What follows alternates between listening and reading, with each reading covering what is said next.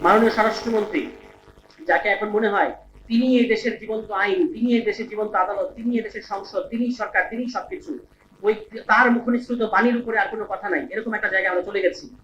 তিনি কিন্তু 5 অক্টোবর 2025-এ সাংবাদিকদের সাথে আপনাদের সামনে এসে বলেছিলেন, গণভোটটাকে নিজেদের কৃতিত্ব হিসেবে হাজির করেছিলেন যে গণভোটের কথা আমরাই বলেছি এবং গণভোট হবে, একই দিনে হবে। এবং দেখেন, অন্যান্য সকল রাজনৈতিক দল তাদের উপর বিশ্বাস রেখেছিল, বিএনপি সেটার সাথে বিক্রয় করছে। আমরা বলেছিলাম, বাংলাদেশ জামায়াত ইসলামী বলেছিল, অন্যান্য দল বলেছিল যে আমরা গণভোটটা আগে করি।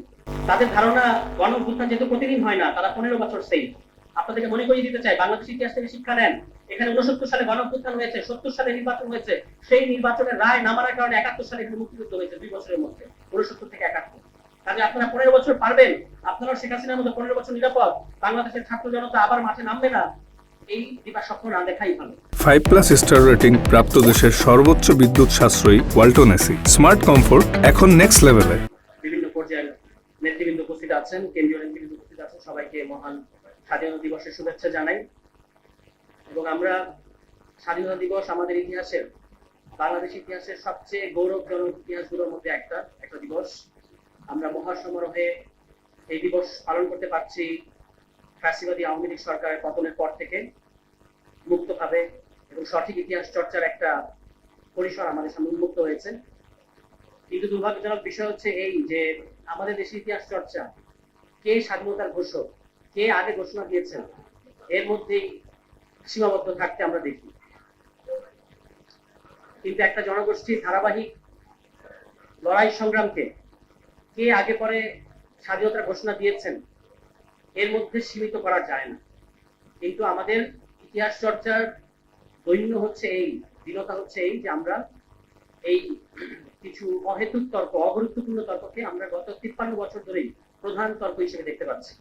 যে সরকার পরিবর্তনের সাথে সাথে স্বাধীনতার ঘোষক পরিবর্তন হয়ে যায়, সরকার পরিবর্তনের সাথে সাথে ইতিহাসের মহানায়ক পরিবর্তন হয়ে যায়, কিন্তু যে জনগণ, এই গরিব দেশের যে জনগণ, গরিব জনগণ যারা এই ইতিহাসের সত্যিকারের মহানায়ক, আমরা তাদের প্রতি আমাদের রাজনৈতিক দলগুলোর, প্রচলিত রাজনৈতিক দলগুলোর সার্বক্ষণিক অন্যায় সংগঠিত দেখছি। একদিকে তারা আমাদের ইতিহাসের সমস্ত অর্জনকে আত্মসাৎ করছে আমাদের রাজনৈতিক দলগুলো, অন্যদিকে তারা এই ইতিহাসের যারা প্রধান কারিগর, এদেশের জনগণ, সেই জনগণকে বঞ্চিত করে যাচ্ছে। এটা 53 বছর ধরে এটা ঘটছে। জনগণ এবং বৃহত্তর জনগোষ্ঠী, বিশেষত ছাত্র সমাজ, শ্রমিক জনগোষ্ঠী, কৃষক জনগোষ্ঠী, তাদেরকে বঞ্চিত করার, তাদের অর্জনকে আত্মসাৎ করা রাজনৈতিক দলগুলোর দ্বারা কিংবা ক্ষমতার বিভিন্ন পক্ষের দ্বারা, এটাই হচ্ছে বাংলাদেশের ট্র্যাজেডি গত 53 বছর ধরে। আমরা ভেবেছিলাম যে এই গণঅভ্যুত্থানের পরে, এই ঐতিহাসিক গণঅভ্যুত্থানের পরে এই ধারা থেকে আমরা বের হতে পারবো এবং এবার রাজনৈতিক দলগুলো আসলে জনগণের যেটা প্রাপ্য, জনগণ তো আপনাদেরকে রক্ত দিয়ে ক্ষমতায় বসিয়েছে, আপনারা যে প্রধানমন্ত্রী হয়েছেন, আপনারা যে স্বরাষ্ট্রমন্ত্রী হয়েছেন, এই যে আইনমন্ত্রী হয়েছেন, আপনাদের ওই আসনের পেছনে এখনো ছোপ ছোপ জনগণের রক্ত আছে। কিন্তু সেই জনগণকে পাল্টা আপনারা কিছু আসলে দিচ্ছেন না, আপনারা বরং তাদের অর্জনগুলোকে আত্মসাৎ করে যাচ্ছেন। কিন্তু এবার সেটা থেকে আমাদের বের হয়ে যাওয়ার কথা ছিল। আমরা ভেবেছিলাম যে 90-এ যেভাবে 3 জোটের রূপরেখা কিংবা শাহাবুদ্দিন সরকারের 29টা টাস্কফোর্স, সংস্কার কেন্দ্রিক যে টাস্কফোর্স, সেগুলোকে যেভাবে বিএনপি সরকার ক্ষমতায় এসে আউটরাইট ডিনাই করেছে, আউটরাইট বাতিল করে দিয়েছিল, এবার বিএনপি সেখান থেকে বেরিয়ে আসবে। এবং বাংলাদেশের জনগণ কিন্তু বারবার বিএনপিকে ইতিহাসের বরপুত্র করেছে, বারবার কিন্তু বিভিন্ন পরিবর্তনের বেনিফিশিয়ারি বিএনপি হয়েছে। আপনি যদি বাংলাদেশের পালাবদলগুলো দেখেন, প্রত্যেকটা পালাবদলের পরে, 75-এর পালাবদলের পরে, 90-এর পালাবদলের পরে, 24-এর পালাবদলের পরে, প্রত্যেকবার আসলে বিএনপি এখানে মানে ওই বেনিফিশিয়ারি হয়েছে। কিন্তু তারা বারবার জনগণের সাথে যেটা জনগণকে দেওয়ার কথা সেটা তারা দেয় নাই। 90-এ তারা যেটা সারিয়ে একটু আগে বলেছেন যে তত্ত্বাবধায়ক সরকার ব্যবস্থা দিতে চায় নাই, সেজন্য তাদের কিন্তু আন্দোলন হয়েছে। তারা টাস্ক ফোর্স গুলো, যে শাহাবুদ্দিন সরকারের যে টাস্ক ফোর্স, সেগুলো তারা বাস্তবায়ন করে নাই। এবং এ কারণে এবার জুলাই সনদ নিয়ে যখন আমরা কাজ করছি জাতীয় ঐক্যমত্য কমিশনে, তখন কথাটা উঠেছিল যে শুধু রাজনৈতিক দলের সদিচ্ছার উপরে ভরসা করা যাবে না। এই কথাটা কারা বলেছে? রাজনৈতিক দলগুলোই বলেছে যে আমাদের ইতিহাস আছে জনগণের সাথে বেইমানি করার, কাজে আমরা একটা প্রেসক্রিপশন বানিয়ে দেবে অন্তর্বর্তী সরকার এবং সেটা আমরা রাজনৈতিক দলগুলোর হাতে ছেড়ে দেবো, যারা ক্ষমতায় যাবে তারা খুব খুশি খুশি মনে সেই সংস্কারগুলো বাস্তবায়ন করবে। আমরা তো এত ভালো না, কাজে কিভাবে বাস্তবায়ন করা হবে সেই প্রক্রিয়া নিয়ে আমাদের আলোচনা করতে হবে। এবং আপনারা জানেন, আপনারা সাংবাদিক ভাই বোনেরা দীর্ঘ সময় এটা কভার করেছেন যে জুলাই সনদ প্রণয়ন হওয়ার পরে কিভাবে এই সনদ বাস্তবায়ন করা হবে, এটা নিয়েও রাজনৈতিক দলগুলো ইন্টেন্স আলোচনা করেছে, গভীর আলোচনা করেছে। এবং সেখানেই জুলাই সনদ বাস্তবায়ন আদেশের কথা এসেছে, সেখানেই আপনার এই গণভোটের কথা এসেছে, এবং সেখানেই সংস্কার পরিষদের কথা এসেছে। বিএনপি কিন্তু এগুলোতে অ্যাগ্রি করে এসেছে। আপনারা যদি মনে করে দেখেন, আমি জানি না যে আমাদের মাননীয় স্বরাষ্ট্রমন্ত্রী, যাকে এখন মনে হয় তিনি এই দেশের জীবন্ত আইন, তিনি এই দেশের জীবন্ত আদালত, তিনি এই দেশের সংসদ, তিনি সরকার, তিনি সবকিছু, ওই তার মুখনিসৃত বাণীর উপরে আর কোনো কথা নাই, এরকম একটা জায়গায় আমরা চলে গেছি। তিনি কিন্তু 5 অক্টোবর 2025-এ সাংবাদিকদের সাথে আপনাদের সামনে এসে বলেছিলেন, গণভোটটাকে নিজেদের কৃতিত্ব হিসেবে হাজির করেছিলেন যে গণভোটের কথা আমরাই বলেছি এবং গণভোট হবে, একই দিনে হবে। এবং দেখেন, অন্যান্য সকল রাজনৈতিক দল তাদের উপর বিশ্বাস রেখেছিল, বিএনপি সেটার সাথে বিক্রয় করছে। আমরা বলেছিলাম, বাংলাদেশ জামায়াত ইসলামী বলেছিল, অন্যান্য দল বলেছিল যে আমরা গণভোটটা আগে করি, কিন্তু বিএনপি বলেছে আগে করা এবং ইলেকশনের দিন করা একই ব্যাপার, সুতরাং আমরা ইলেকশনের দিন করি, এটার ইফেক্ট একই রকম হবে।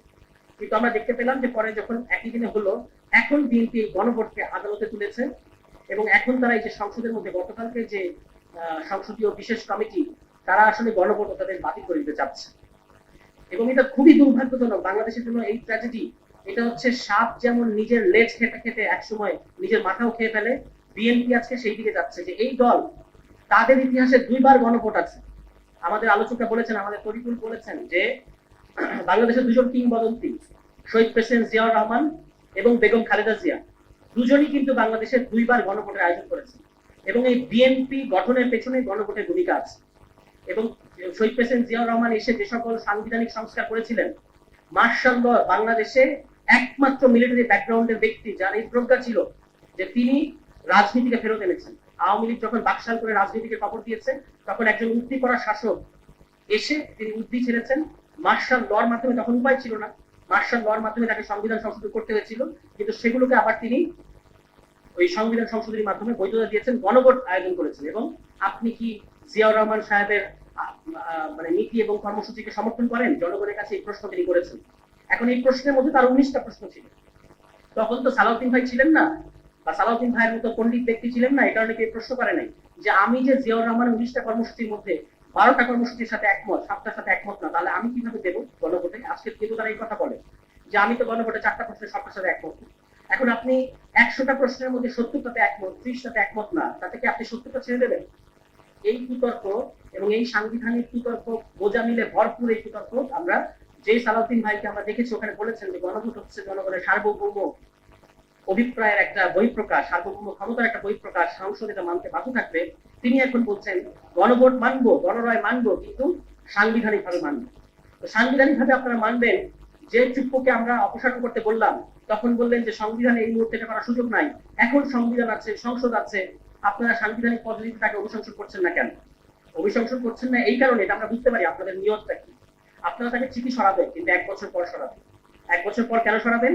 কারণ এখন যদি আপনারা নতুন রাষ্ট্রপতি নিয়োগ দেন, আপনাদের দলের অভ্যন্তর রাষ্ট্রপতি হওয়া নিয়ে যে গোপন দৌড়ঝাঁপ হচ্ছে বিভিন্ন সিনিয়র নেতৃবৃন্দের মধ্যে, এই খবরও কিন্তু আমাদের কানে আসে। কিন্তু এখন আপনারা রাষ্ট্রপতি করবেন না কেন? আপনারা এখন রাষ্ট্রপতি করবেন না কারণ হচ্ছে এখন রাষ্ট্রপতি দেওয়ার মানে হচ্ছে এই সরকারের মেয়াদ এবং রাষ্ট্রপতির মেয়াদ সমান হবে। কাজে নির্বাচনের সময় আগে আগে আপনাকে আরেকজন রাষ্ট্রপতি ঠিক করতে হবে। কিন্তু আপনারা চান আসলে সামনে নির্বাচনের সময় যেন আপনাদের দলীয় রাষ্ট্রপতি থাকে। এই কারণে চুপ্পুকে আপনারা 1 বছর পরে সরাবেন, তখন নতুন রাষ্ট্রপতি দেবেন যেন নির্বাচনের সময় আপনাদের রাষ্ট্রপতি থাকে। আপনাদের এই খেলা বাংলাদেশের জনগণ বোঝে না, এরকম মনে করবেন না। আপনারা খেয়াল রাখবেন যে ওই যে মরুভূমির উট পাখি শিকারীর তারা খেয়ে অনেকক্ষণ দৌড়াতে থাকে এবং এক পর্যায়ে মাথা গুঁজে দেয় বালির মধ্যে, তার ধারণা সে যেহেতু কাউকে দেখছে না, কেউ তাকে দেখছে না। আজকে বিএনপির অবস্থা হচ্ছে এরকম। বিএনপি যে বিভ্রান্তি এবং গোজামিলের মধ্যে বাংলাদেশের জনগণের সাথে প্রতারণা করছে, তার ধারণা হচ্ছে যে আমরা কেউ এটা বুঝতে পারছি না। যিনি আজকে মাননীয় স্পিকার, তিনি কিন্তু সত্যিকার কথাটা বলে দিয়েছেন স্পিকার হওয়ার আগে, যে আমরা তখন গণভোটে রাজি হয়েছিলাম, কারণ আদারওয়াইজ ওরা ইলেকশন দিব না। তাদের এটাই ছিল ধারণা, এবং এই কারণেই তারা এখন বলছে যে গণভোটে তখন রাজি হওয়াটা আমাদের একটা কৌশলের অংশ ছিল। কিন্তু কোনটা কৌশল, কোনটা চতুরতা, আপনারা ভুলবেন না। আপনারা সংস্কার নিয়ে যে টালবাহানা করছেন, ভুলে গেলে চলবে না যে রিফর্ম ডিলেইড মানে হচ্ছে রিফর্ম ডিনাইড। আপনারা সংস্কারকে অস্বীকার করার দিকে যাচ্ছেন। এবং ওই দেখেন গুমের বিরুদ্ধে মানে গুম প্রতিরোধের জন্য যে অধ্যাদেশটা হয়েছিল, আপনার মানবাধিকার যে অধ্যাদেশ হয়েছে, বিচারক নিয়োগের যে অধ্যাদেশ হয়েছে, মানে গত অন্তর্বর্তী সরকার করেছে, তারপরে আপনার গণভোট অধ্যাদেশ, এগুলো তারা বাতিল করে দিতে চাচ্ছে। গুমের অধ্যাদেশে এবং গুমের অধ্যাদেশের মধ্যে তারা কি আনতে চাচ্ছে, যে গুমের অধ্যাদেশের মধ্যে এরকম একটা কথা ছিল যে ওই মানবাধিকার যে কমিশন বা গুমের যে প্রতিষ্ঠান, গুম প্রতিরোধ করার যে প্রতিষ্ঠান, তারাই আসলে আদালতের মাধ্যমে ওই গুমকারী ব্যক্তিকে অ্যারেস্ট করার ক্ষমতা তাদের হাতে থাকবে। সরকার এটা নিজের কাছে নিতে চাচ্ছে। তো বাংলাদেশের অতীতে আমরা গুম কাদেরকে করতে দেখেছি? সরকার এবং সরকারি সংস্থাকে করতে দেখেছি। তাদের হাতেই যদি অ্যারেস্ট করার ক্ষমতা থাকে, তাহলে তো এই আইন বা এই অধ্যাদেশ থাকা না থাকা সমান। অন্যদিকে তারা দেখবেন এই যে সুবিধাবাদের রাজনীতি, যেগুলো গুরুত্বপূর্ণ অধ্যাদেশ, সেগুলো তারা বাতিল করে দিতে চাচ্ছে।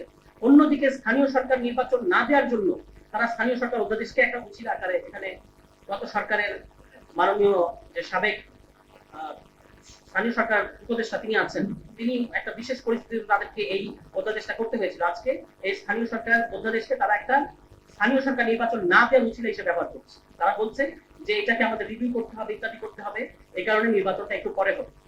কিন্তু আপনারা যেখানে যেখানে যেগুলো যেগুলো নির্বাচন করার ক্ষেত্রে বাধা হিসেবে আপনারা মনে করছেন, সেগুলো সরিয়ে সংশোধনী করে দ্রুততম সময় নির্বাচন দিচ্ছেন না কেন? নির্বাচন আপনারা স্থানীয় সরকার নির্বাচন আপনারা দেবেন না, এটা আমরা বুঝতে পারছি, কারণ দলীয় প্রশাসক বসাবেন এবং এর মধ্যে দিয়ে মাঠ আপনারা নিজেদের নিয়ন্ত্রণে আনবেন। এনসিপি কে বলেছেন কিংস পার্টি, কিন্তু বাংলাদেশের এবং উপমহাদেশের ইতিহাসে সবচেয়ে সফল কিংস পার্টি হচ্ছেন আপনারা। কারণ আপনারা ক্ষমতায় বসে আগেও প্রশাসক বসিয়েছেন, ইতিহাস আছে, এখনো আপনারা ক্ষমতায় বসে প্রশাসকের মাধ্যমে, যে প্রশাসক বসিয়েছেন ঢাকা দক্ষিণে, তিনি নির্বাচনে প্রচারণা করছেন মসজিদে মসজিদে গিয়ে। এটা কি কিংস পার্টি না? এই কিংস পার্টিগিরি করে আপনারা এনসিপি কে বলছেন কিংস পার্টি। কি কারণে?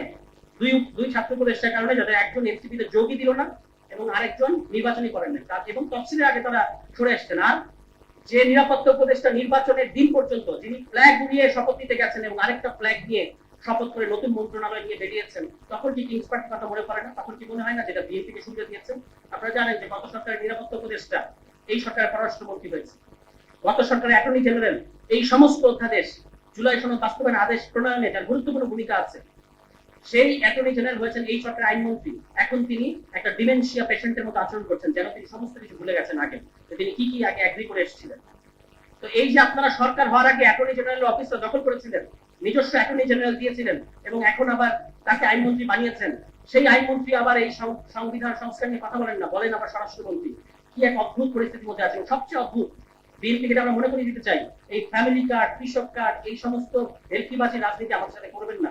রাজনৈতিক প্রশ্ন যদি মীমাংসা করতে না পারেন, বাংলাদেশের মধ্যে সবচেয়ে গুরুত্বপূর্ণ রাজনৈতিক প্রশ্ন হচ্ছে সংস্কার বাস্তবায়ন করতে হবে, গণভোট বাস্তবায়ন করতে হবে। এই রাজনৈতিক প্রশ্ন যদি সুরাহা না করতে পারেন, একটা গণতন্ত্রের দিকে যদি বাংলাদেশকে নিয়ে যেতে না পারেন, কোন ধরনের উন্নয়নের ভেলকি কিন্তু কোনো কাজে আসবে না। শেখ হাসিনা অনেক উন্নয়ন করেছে এবং সেগুলো বাংলাদেশের জনগণ গ্রহণ করে না।